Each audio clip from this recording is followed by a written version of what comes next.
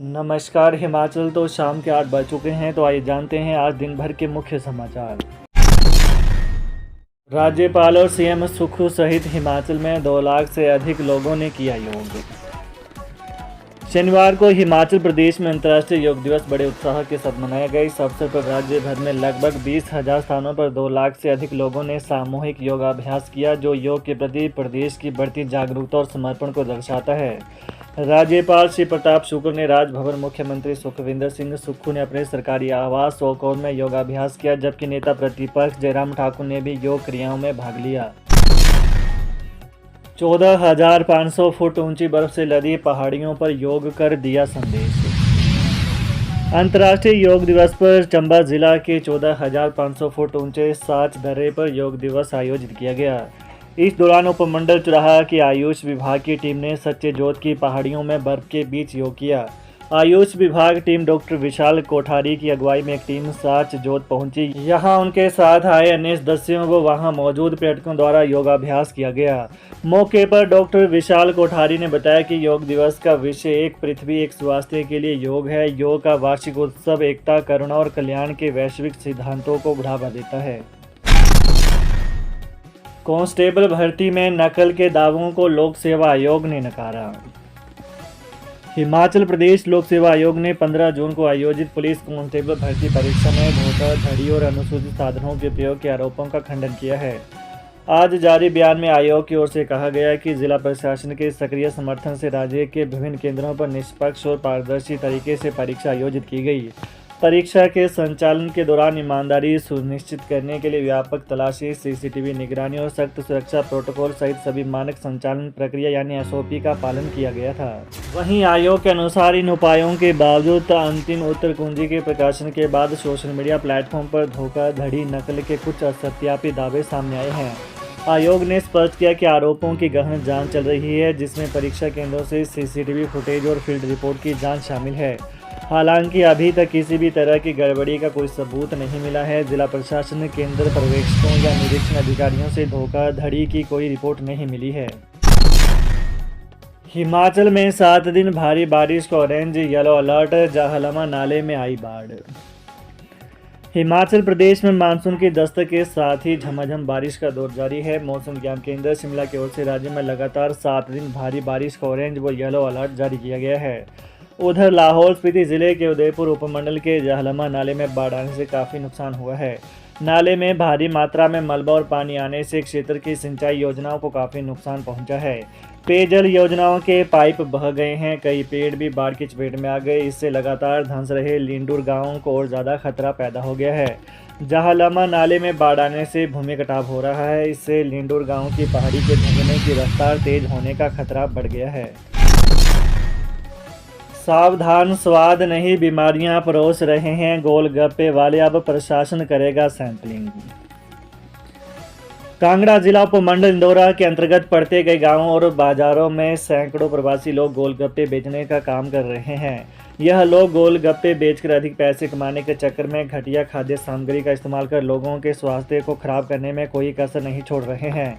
इंदौरा क्षेत्र के कई लोगों ने बताया कि गोलगप्पे बेचने वाले ये प्रवासी लोग गोलगप्पे के पानी यानी कांजी में इमली की जगह टाटरी और केमिकल का इस्तेमाल कर रहे हैं, क्योंकि इन चीज़ों को पानी में मिलाने से पानी में खटास अधिक हो जाती है। इनको खाने से गले में जलन सी रहती है और पेट में भी खराबी आ रही है।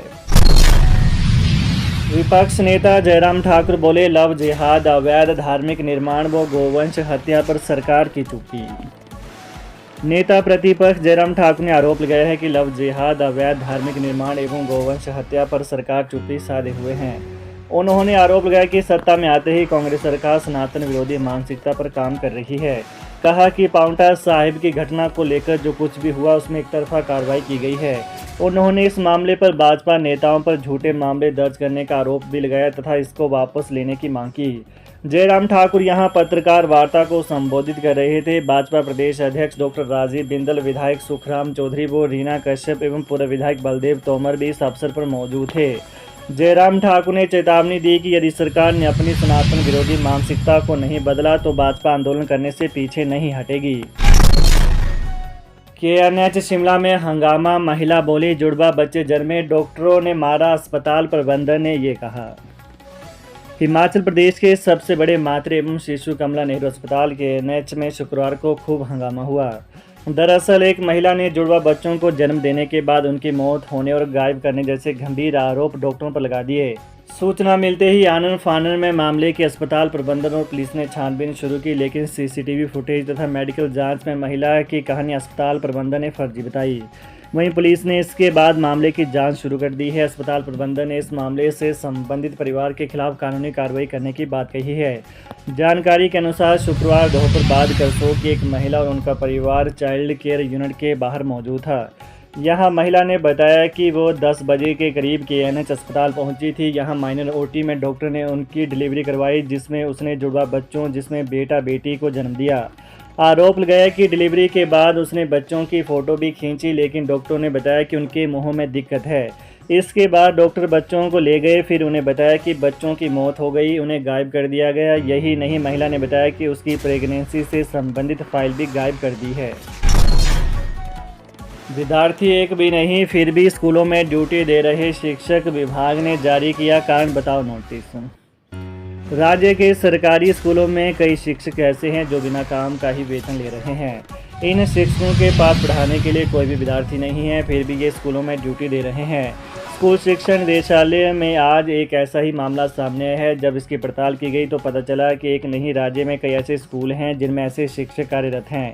कई शिक्षकों के पास प्रधानाचार्य का अतिरिक्त कार्यभार है तो कुछ ही ड्यूटी अन्य कार्यों में लगी हुई है, जबकि स्कूल में उनके विषयों में एक भी विद्यार्थी नहीं है। कुछ शिक्षक ऐसे हैं जो 2-2 सालों से बिना काम के ही वेतन ले रहे हैं। स्कूल शिक्षा निदेशक आशीष कोहली ने इसकी पूरी सूची तैयार करने के निर्देश दिए। इन शिक्षकों को कारण बताओ नोटिस जारी होंगे, वहीं जिला उपनिदेशक को भी नोटिस जारी होंगे। गुरु शिष्य की परंपरा शर्मसार, राजगढ़ में शिक्षक पर छात्राओं से छेड़छाड़ का आरोप।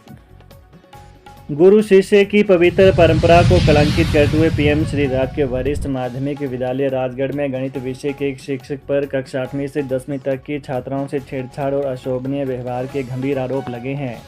लगभग 2 दर्जन छात्राओं ने विद्यालय की प्रधानाचार्य को एक सामूहिक लिखित शिकायत सौंपी, जिसमें उन्होंने शिक्षक द्वारा गलत तरीके से छूने और आपत्तिजनक व्यवहार की जानकारी दी है। छात्राओं ने शिक्षक के विरुद्ध कठोर कार्रवाई की मांग की है।